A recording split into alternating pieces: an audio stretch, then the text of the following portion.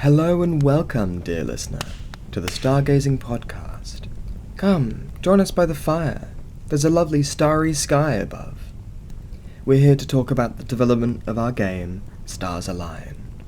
I am Sylvie Freeman, and I'm here with my lovely co-host, Caitlin Dempsey. Hello. This is a podcast that we're making to document and better understand our creation of our lovely, lovely board game, Stars Align. It will be a nice, more casual experience. We're pretty much just going to be chatting about what we've been doing, what we're up to, and how stuff is going. Yeah, just the overall design process and the work we need to do these coming months. Lovely. Would you like to start us off on what you've been up to? Sure. So my role is more of the designer and the artist, not particularly for mechanics, but more so visually. How everything looks, essentially. So week 1 was mainly just us getting together what's happening these 4 weeks. I've got down key dates and stuff like that, but nothing particularly relevant to the actual board game. However, yeah, we did say that we had to visit creative services by the end of that week, which we did do, and we found out some important info, which is great. We had a lovely chat about how we're going to be laser cutting our tiles, because we want to make our board game tiles out of some lovely, lovely wood, and basically just had a chat on the fact that we can make a vector file on Illustrator with all the lines that need to be cut, and then color code it to engraving or cutting as we want, and that will all be good. Perfect. And today you have been doing some of that Illustrator. Yeah, so that moves us on to week 2, where pulled up Illustrator and decided to adjust some of the icons on the actual tiles. Whereas previously we were using 5-pointed stars to indicate different power levels, we decided that the 4-point North Star looks a little nicer and also can be extrapolated outwards more because I'm going off the idea that complexity connotes power. So in order to suggest that it gains you more points in the actual game, we basically dazzle it up a little bit, give it more points, so that even though it has less paths, you sort of make that connection of, oh no, this is something special.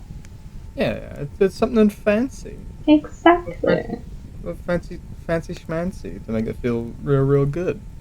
We also had to mess around with... It's a lot of, small tweaking with design stuff like this, because we're going real simple.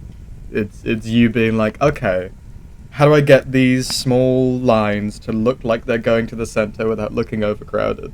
Yeah, very true. It's just a lot of very minor adjustments over a long period of time to get something that looks cohesive. But with multiple laps around the room and double checking with people in the studio, it's going okay. Yeah, I think it's going quite nicely.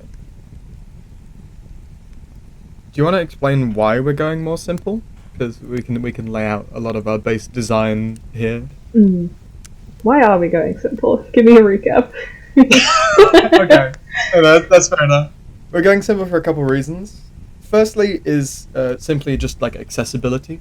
If we make things easy to understand and not require having any words on the pieces, they're much more accessible as board game pieces. Currently, we don't have a single word on any of the game pieces. Yeah, we're purely using icons and colours to sort of denote the different effects. And then, you can go to the rulebook and see what stuff is, but most of the time, you should just be able to get it, and it should be good. Exactly. Second is, we're kind of making a more casual family game. So, if we're trying to make something in that more, easy pick-up-and-play space, having things look simple will make people think they're simple much more often. It's more approachable as a result, and especially since we've tested the runtime and the overall style of the game.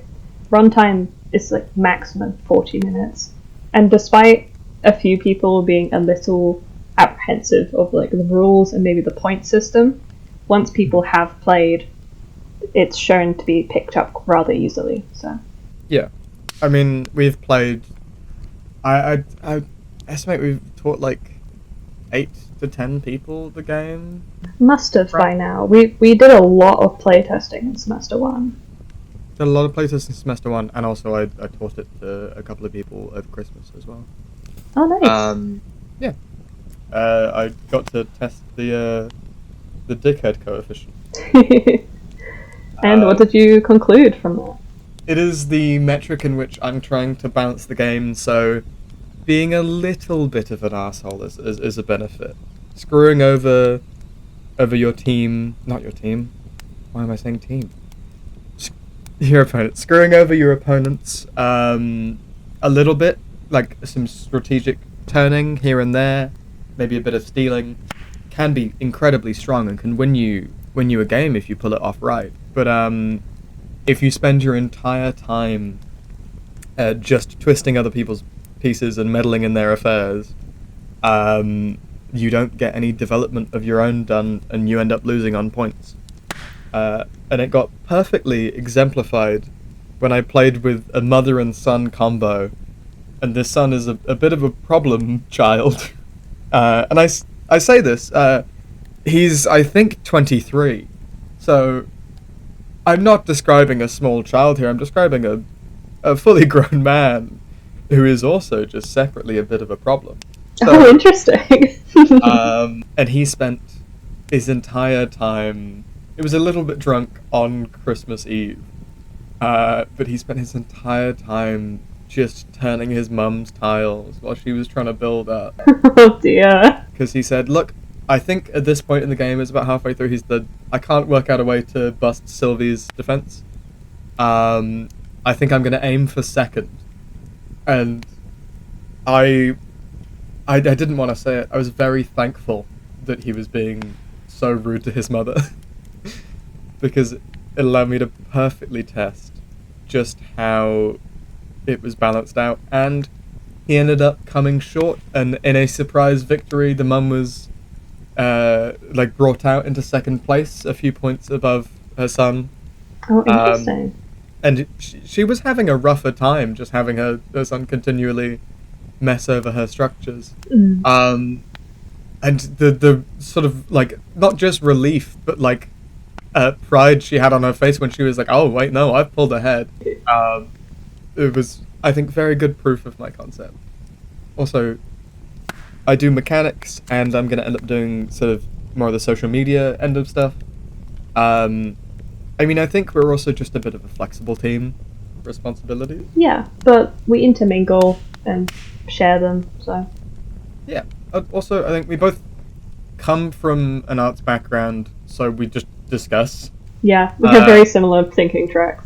We both enjoy a bit of board game mechanic. Mm-hmm. I'm certainly more of a nerd about it. And I'm more of a casual player, but that's a good perspective to bring. Oh, it's really good, because it means I don't end up coming up with a 12-point resource system that you end up looking at it and you're like, this looks like doing my taxes. This looks horrible. Yeah. So that, I think, is a really, really good team dynamic I've been really enjoying. Mm-hmm. Same here. Yeah. High five, team. High five. Is there any game mechanic designs you want to ramble about for a little bit? I have my old notion, but there's nothing this term in the game production. I can talk about what I'm aiming to do. Yeah, that's a good idea. Currently, what I'm looking at doing is, this week, today I started up drafting a rough notes for the rules. I want to make a nice, more refined rule book with good diagrams this week, because I think for playtest going forward, if we have a nice thing to show, we can test the readability of it by showing people who don't know the game what they think, show people this rulebook and see how they think it works. And also it allows us for playtesting going forward to have an easier time teaching new people. And I think apart from that, I'm going to try, and it's going to be more of an overarching thing for my next little bit of time, is looking at just making some new fun tiles. Because I think the complexity of the game is perfect where it is as a family game. Oh, for sure. So I don't really want to add too many more mechanics or change too much up around the base mechanics, but having the tiles possibly swap in and out, the special tiles, allows me to put interesting new mechanics in and add more replayability without overloading the player. Exactly, yeah. We have a really strong foundation of what the game is, even without the special tiles. Like, you could play the game just completely devoid of special tiles if you just want to keep it point-based and simple. But, you know, the fun tiles kind of elevate the experience. I think that's exactly what we want from a special tile, right? Is the game works without it, but I want a shooting star. I want a sun. Exactly. Give me a black hole. Oh, hell yeah. They give drawing a bit more fun. Because otherwise, it's just, how do I put these shapes into these shapes? True, yeah, drawing would become very stagnant without them. Again, it would still work, but it might undercut the overall vibe of the game. And that's sort of why we kept the special tiles more limited as well. Because it allows them to stay fun and feel special rather than just being, oh, I've drawn the 10th sun. I'm going to look up at the sky. I don't think there's that many. Now, I may be wrong. I think we don't have that many. I mean, realistically, we don't have 3, but we never said that this happens in our solar system, I suppose. Exactly. The narrative concept is a bunch of gods fighting over the celestial realm. I don't think we have to stick to realism. No, maybe not. What are you planning to do more this week? Okay, so my aims is that it's completely an aesthetics choice, but I think it could be nice. We've discussed this if we have little cards that just show what god each player is. Instead of, just being a colour and having that colour token, it's a little bit more personalised. You get to be like a character. So I think I briefly explored this in semester 1, but because the original inspirations for this game did come from magical girls, I'm taking a lot of inspiration from high fashion. Okay, I'm going to try and explain my design process here a little bit. What I'm thinking is that the narrative of the game so far is that you have these 4 celestial gods that are incredibly powerful, but incredibly petty and proud. And they want to rule the most of the sky. So, visually, how would you convey that sense of power and opulence? I would usually turn to something like avant-garde fashion, or very high fashion, otherworldly. But I was thinking, gods, they've got opulence, sort of breaking it down, they're basically hoity-toity rich folk in my brain. So I went away and I had a look at a lot of runway show fashions, ones that focus more on artistic expression rather than practicality, because that's what we're going for. We're going for something somewhat recognizable, but kinda out there. You wouldn't see the normal person walking down in this outfit. I mean, you want them to feel special because they're God. Exactly.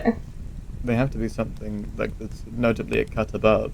I haven't done any initial sketches so far. However, the idea in my head is combining high fashion with something that looks somewhat human but kind of attached. Going for a biblically accurate angel type vibes, where you kind of glance at it and that could be human, then you take a closer look and you're like, oh no, that's very much not human. Something isn't quite right. That's really fun. I also like the fact that high fashion makes him feel snooty. For sure. We have notably petty gods, so it's fun to have them sort of have that aura of, oh, I'm really important come through in the design. Gonna end up thinking of them as little toddlers by the end of it. Also, from a mechanics point of view, it's really fun to give people a character in a board game, even if it doesn't do anything. Purely because it allows the players to almost role play in the game And instead of it being them that's just turned their best friend's tile over or around and completely messed up their whole structure, oh, I'm this god that looks all fancy and like this, and I'm screwing over your god. And it allows players to feel safe in being a bit more mean and also just a bit more fun with the character, because it removes the self from the game a little bit. Yeah, it's like I approach board games in a similar sense to how I watch movies. Bear with me, in which when you watch a film, bear with me indeed. But for me, when you watch a film, you're allowing yourself a safe space to experience the emotions that that film shows you. That scenario, that narrative. And in board games, you're giving yourself a safe space and also an activity that allows you to be a little bit competitive, allows you to be strategic, and, let's face it, a little mean to the players. 100%. It's like, I mean, it depends on the board game. Oh yes, But, of course. yeah, even from the most basic ideas, that's not a board game, that's Among Us. It's, I guess, like, from the idea of, like, video games and board games like that, like Among Us, you are given a different role to play.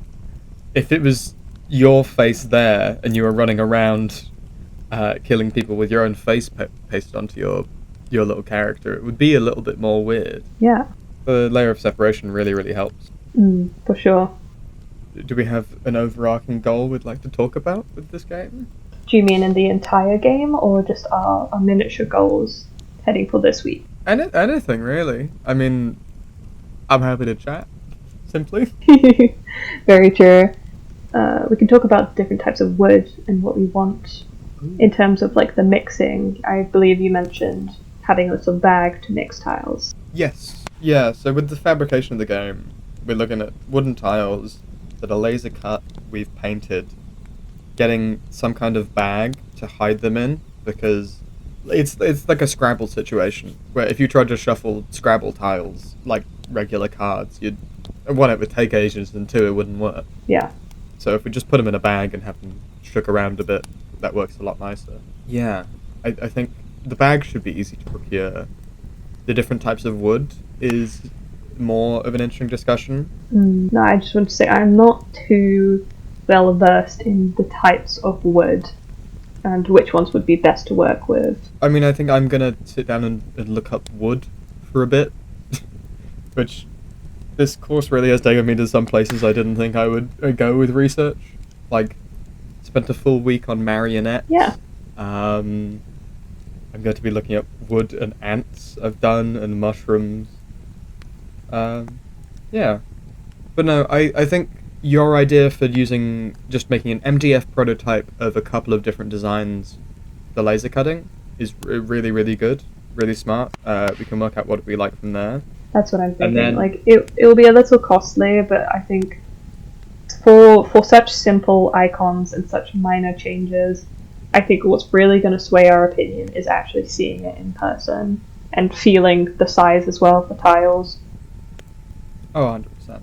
We want, we're making a really, really nice product. We want it to be tactile. You were talking about putting felt on the back of the tiles. I did. I think that's really smart, because in my head, initially, we've been playing with them in a stack, because we've been paper prototyping, and we can shuffle those without a bag, and that would be weird to be like, oh, there's felt on the top.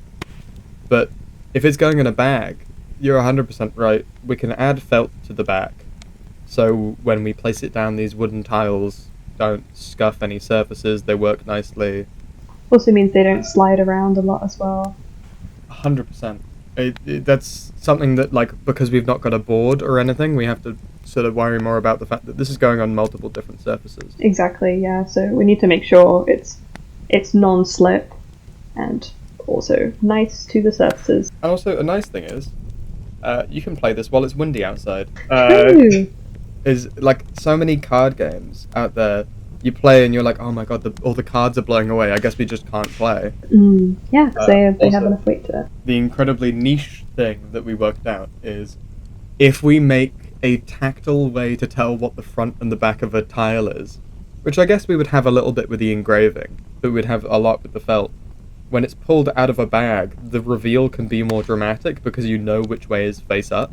Exactly, and if we didn't have the felt there, we run the risk of players being able to tactile feel the outline of the inlays from the laser cutting.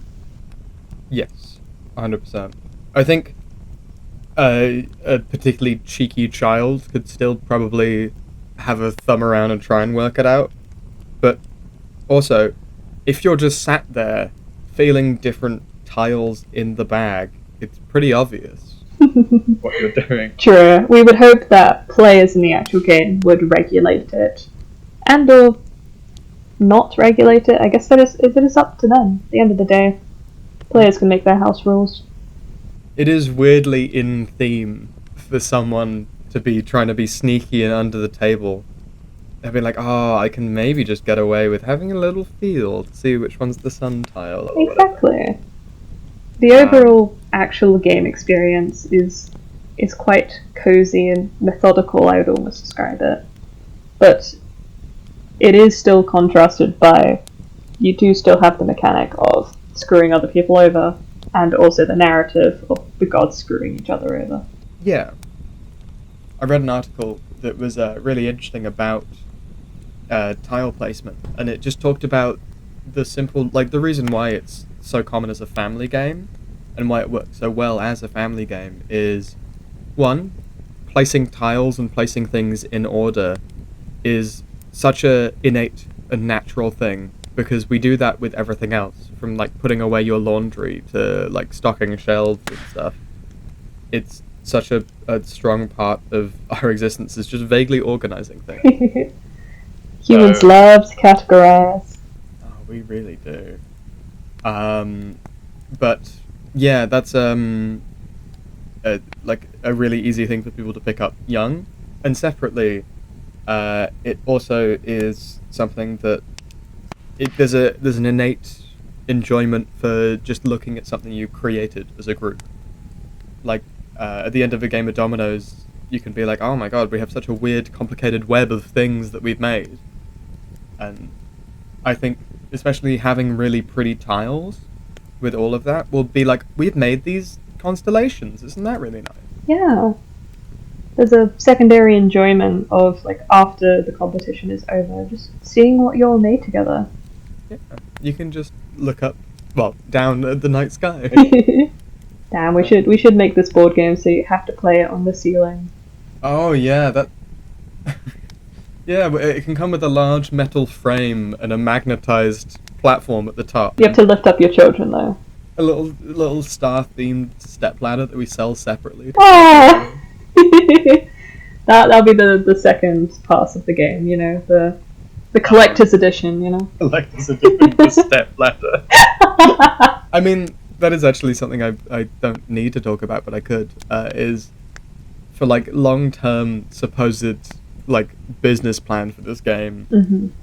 Is like this release to be a really, really nice release, and then like in a theoretical world, if we sold it and we got money off it, it would probably be following a board game like fashion that a lot of other board games have done, like, or set out, which is just expansion passes. Exactly, yeah. Yeah, it's done a lot with Settlers of Catan. They've been doing it, not Catan. Catan's also done it. Do you mean Carcassonne? I keep messing them up. It's really bad. They both start with C and they follow A. I understand the connection. Carcassonne has just been putting out expansions for 20 years. That's how it makes money. Mm-hmm. And we have a great opportunity to do something similar, because we can just keep building on the special tiles. 100%. With the modular special tile system of you have 3 in there at once, so it's enough interesting, but it's not too much.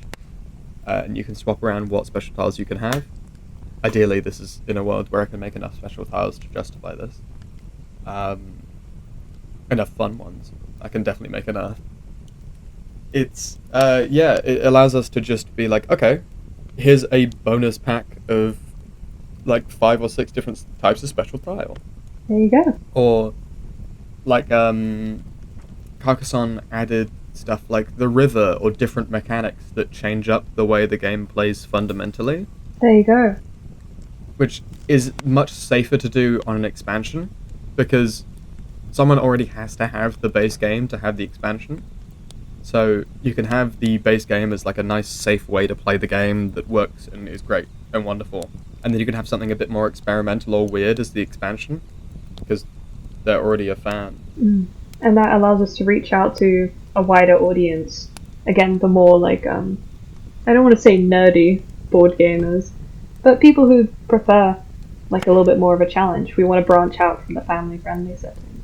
Oh, 100%. I mean, we're making a game with the family audience mainly in mind, but we've seen through playtests it can get competitive and feisty. Yeah, and it does.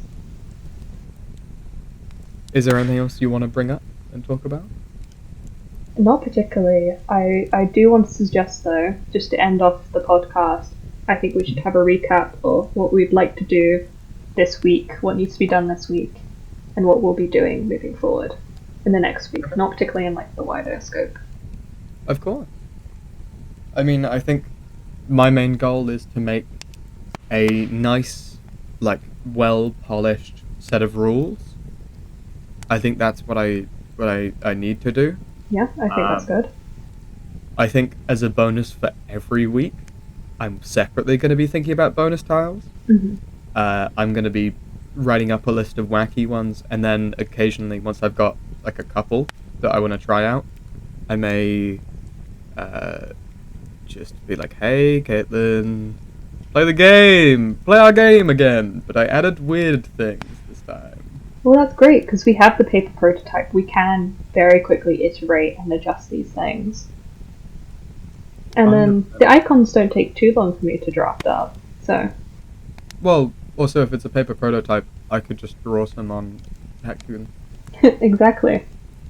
I should blank out all of the extra... Because I have a extra paper version too.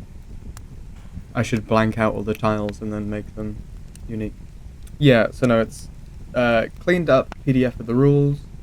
Ideally, I'd like to be doing other stuff on the side, and we're both going to be doing a bit of work on our personal essay. Yes, that's always in the background. So that personal essay will probably be weekends for me.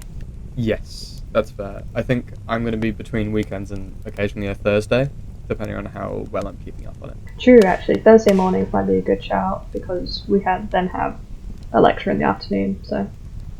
And, yeah, I mean, hopefully my research into game mechanics, I want to do it during this stage, because this is the stage where I can input game mechanics. Later down the line, I might not have as much influence over mechanics.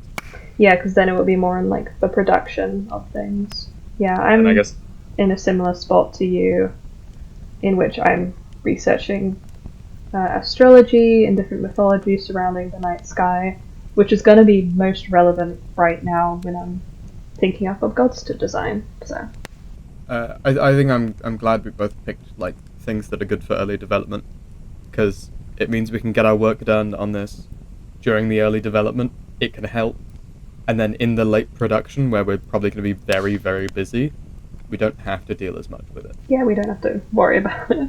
Right. I just wanted to say, for me as well, what I'm thinking is we've already drafted up, I think, most of the stuff on Illustrator. I think if it's possible, I would like to just send it off on some scrapwood just to see how it looks initially before I dive in and create all of the icons. I think that's the wonderful thing of testing on MDF. We can do it in a couple sizes. MDF is super cheap. And we don't have to be precious about it. No, 100% we don't. And we can just see like how deep we want to engrave and stuff like that. Exactly, yeah. But that is me done. Obviously, apart from, I will also be designing these gods in the background, but I mentioned that earlier. But those are my plans for the week. Lovely. Well, the embers are burning low, and I can see the sun on the horizon. So I think our Stargaze chat is coming to a close for tonight. Thank you for coming along, dear listener, and I hope you have a wonderful day.